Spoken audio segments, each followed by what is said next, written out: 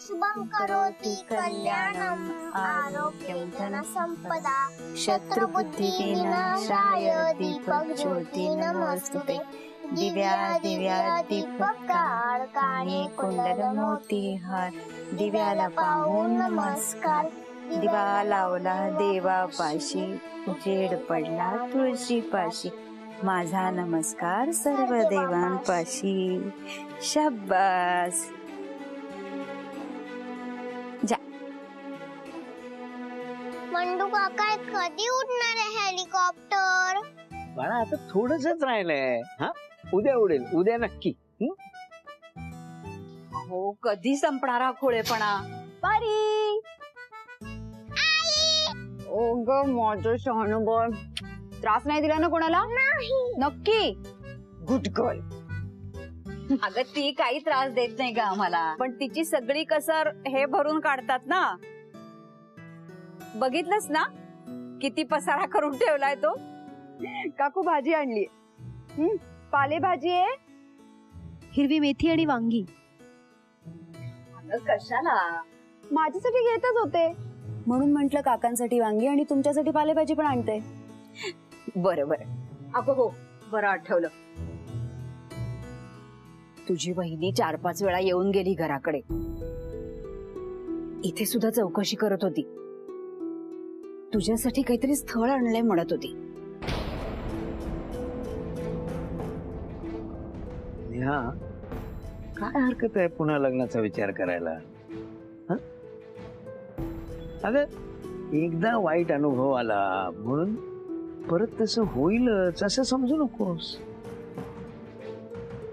हो ना हे बघ तुला जशी परी आहे ना तशीच तू आहेस आम्हाला एकटीने राहण्याचं वय नाहीये ग तुझं हे परी विचारत होती मला मी तिच्या बाबांना पाहिलंय का म्हणून इतर मुलांना त्यांच्या बाबांसोबत बघत असेल ना ती मग तिला तिच्या बाबांची कमी जाणवत असणारच ग काकू मला तुमची काळजी पण कळतीये हो पण एखाद वेळेस सावत्र आई चालू शकते पण सावत्र बाप आणि तोही मुलीचा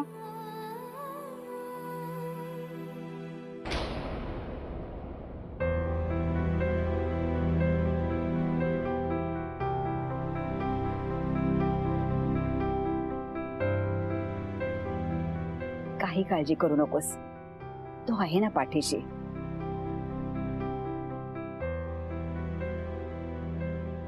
येते मी चल बाळा हे घे तुझी बॅग चल ये हा बाळा उद्या हो बाय बाय आई मग सोडून नाही जाणार ना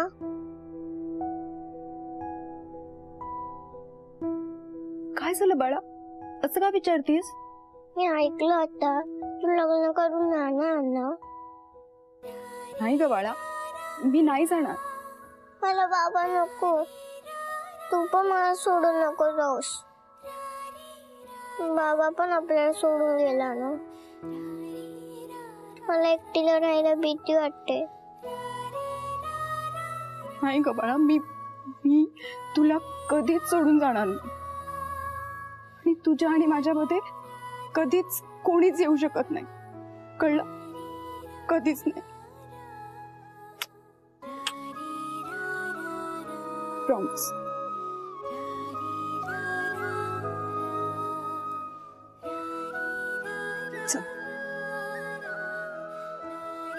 शिक बाळा ये बाळा आती ये बस हा मी तुझ्यासाठी पटकन काहीतरी करते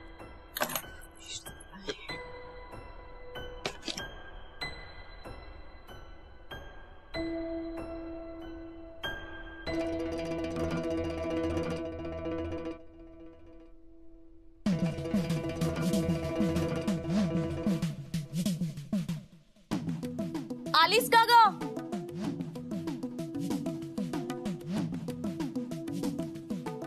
काय ग तुझी आई घरात आहे का बहिणी आत ये ना. तेच म्हटलं, बोलत पण नाही काही. काय ग, सकाळपासून कितींदा येऊन गेले, 4-5 तरी फेऱ्या मारल्या असतील. एवढं काय काम असतं ग ऑफिस मध्ये? नाही म्हणजे ओव्हर टाइमचा वेगळा पगार देतात का?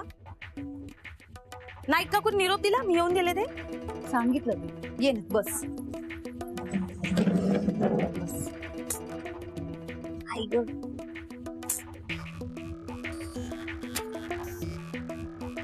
तू काय बॅरिस्टर, तुला कुठे वेळ आहे आमची चौकशी करायला? पण मलाच तुझी काळजी, शेवटी वहिनी पडले ना. पण खरं सांगू का नेहा, तुझ्या इथे यायचं ना घरापर्यंत म्हणजे डोक्याला नुसता ताप आहे. ते ट्रेन मध्ये चढा, परत मरत मरत इथपर्यंत या, आणि स्टेशन पासून इथे येण्यासाठी रिक्षेवाल्याला 100 रुपये द्या. पाणी तरी देणार आहेस का? हो दे.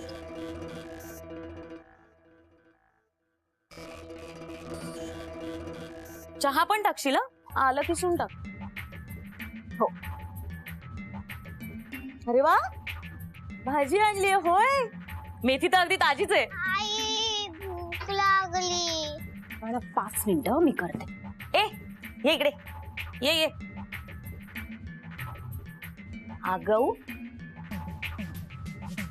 तुझ्या मुलीला माझ्या जवळ आल्यावर काय काटे टोचतात ना काय माहित. ते जाऊ दे, तुझा भाऊ काय कामाला नाही, सगळं मलाच करायचंय. हे बघ नेहा, तुझ्यासाठी मी सोन्यासारखं स्थळ आणलंय. दिवसभर ते माझ्या सोबत तुझ्या येण्याची वाट बघत होते. काय ग वहिनी, एक फोन तरी करायचा. असं कोणालाही घेऊन येतेस डायरेक्ट घरी.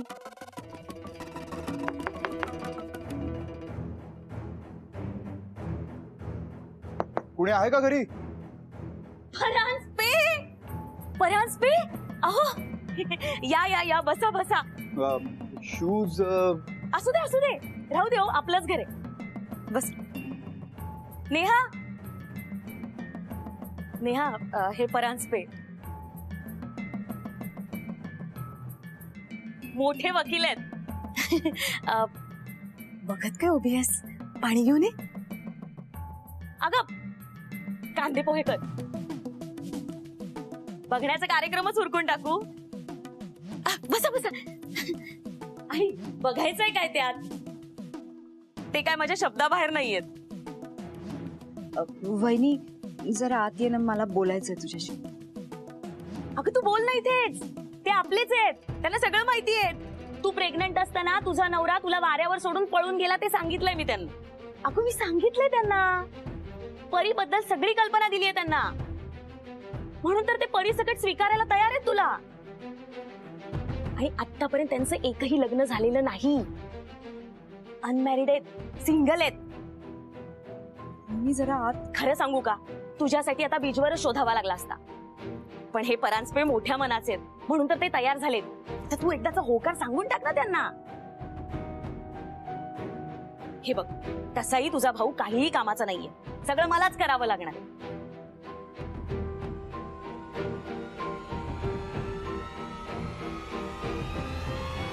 वहिनी मी तुला किती वेळा सांगितलं मला लग्न नाही करायचंय.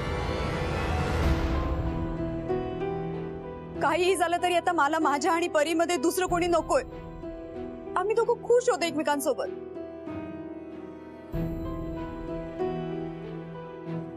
सॉरी, तुम्हाला त्रास झाला असेल तर. बहिणींचा काहीतरी गैरसमज झाला. मला लग्न नाही करायचंय.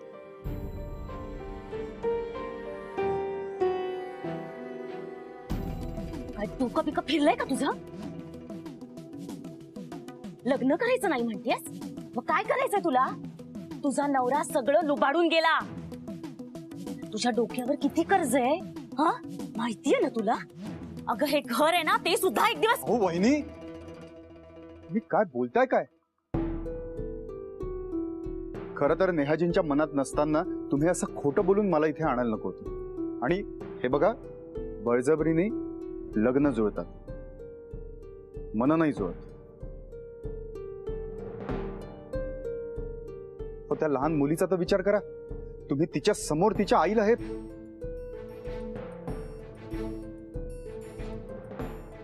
नेहाजी, मी तुमची माफी मागतो. मला जरा जरी यातलं काही माहित असलं असतं ना तर मी इथे आलोच नसतो.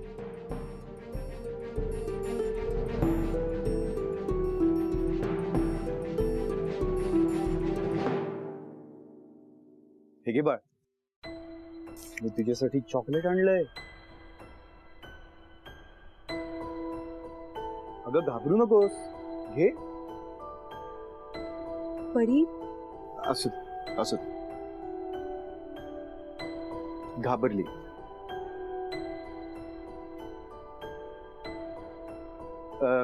हे बघ बाळ, मी इकडे ठेवून जातो. हा, तू नंतर खा. ओके, येतो मी. अहो परांजपे, ओ परांजपे ऐक ना. अहो ज्याचं करावं भलं तो म्हणतो आपलंच खरं. हे बघ नेहा, या परांजपेना लाथाडून ना तू चूक करतेस. तुझ्यामुळे ना आजचा माझा दिवस फुकट गेला. आता मी कधी बाजारात जाणार आहे? हा, कधी भाजी आणणार आहे? मी आता जाते, हीच भाजी घेऊन जाते. हा, पुढच्या वेळेला येताना ही पिशवी घेऊन येते. अशी स्थळं परत परत येत नाही, समजलं? नीट विचार कर. एकट्या बाईकडे लोक कशा नजरेने बघतात माहिती ना तुला? अगं एका पोरीची आई आहेस तू. तुझ्यामुळे त्या पोरीकडे लोक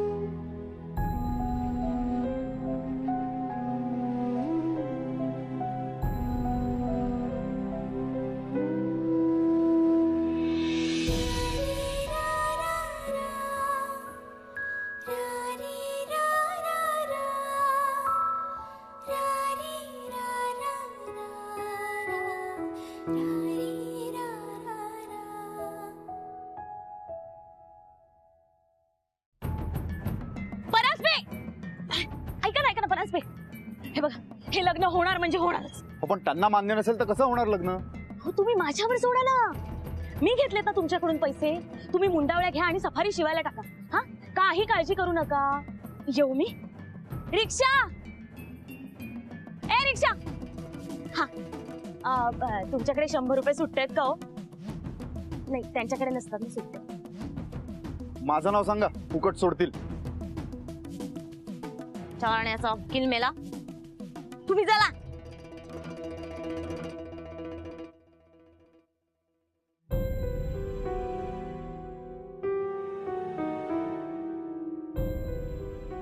लग्न करायचं नाही म्हणतेस? मग काय करायचंय तुला? तुझा नवरा सगळं लुबाडून गेला. तुझ्या डोक्यावर किती कर्ज आहे? नीट विचार कर. एकट्या बाईकडे लोक कशा नजरेने बघतात माहिती ना तुला?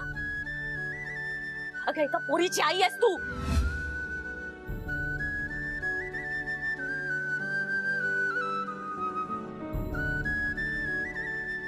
आई, येऊया का? नाही खाल्लं तर मला चक्कर येते ना. मला डायबिटीज आहे ना.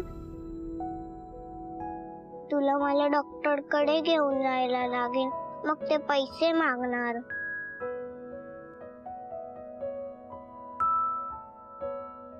सॉरी बाळा, बस बस बस, ये राजा बस. तुझी आई विसरलीच ना परीला जेव घालायला, हो ना?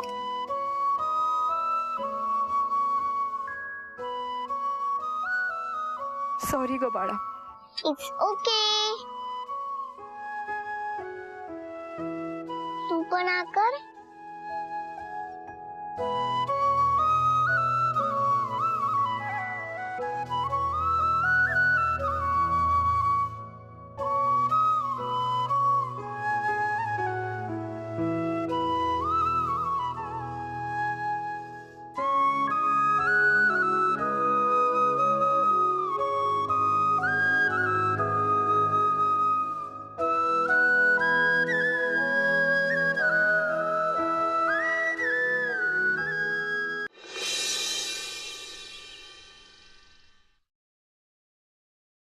चल ग परी, उशीर होतोय.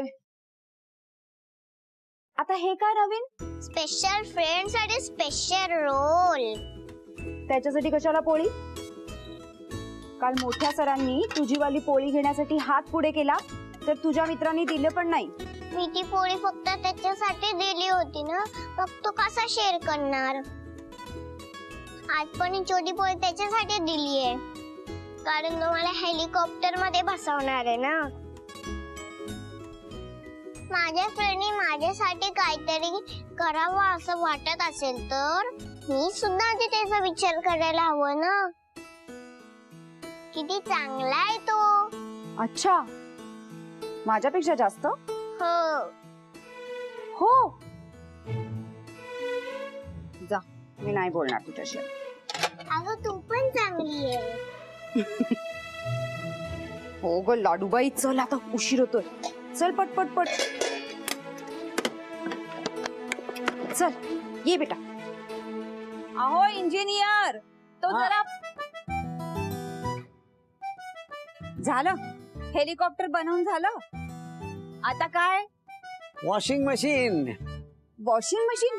तू नाहीतरी किती दिवसापासून मला सांगत होतीस ना वॉशिंग मशीन हवंय म्हणून, घरच्या घरी. पंख्याच्या कमळाचं वॉशिंग मशीन? अहो असं कधी कुणी बनवलं होतं का? आता एक करा, ते गणपतीच्या देखाव्यात ठेवा आणि त्यात तुम्ही बसा. परी, हे सगळं तुझ्यामुळे झालं.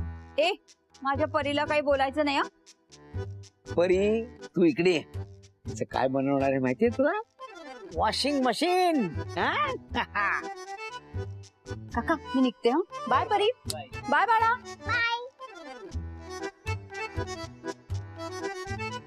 अहो मला जरा, आता तो मिक्सर कशाला वर टाकलाय तुम्ही? मला हवाय ना आता. कशाला हवाय? पाट्यावर वाटते तेवढाच व्यायाम आणि चवही चांगली लागते. अहो काऊ बाई.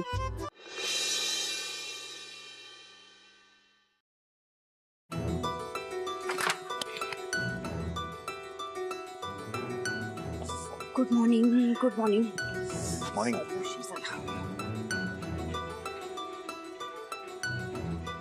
तू कधी आलास रे? मी शार्प 9 वाजता. मला नाही आवडत लेट बीट यायला. लग्न झालंय का? सॉरी, लग्न झालंय का? माझं नाही का? झालं असेल तरी काय उपयोग?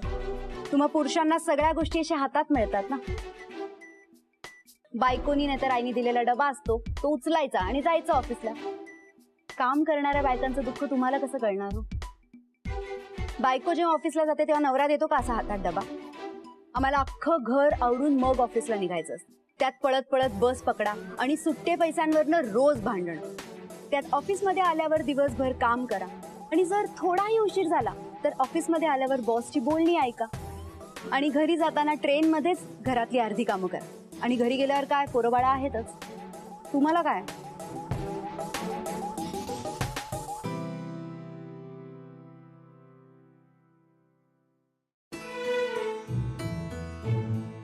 हा घे तुझा डबा. मैत्रिणीने काढला. ए ए साखर तेल असेल. ओके.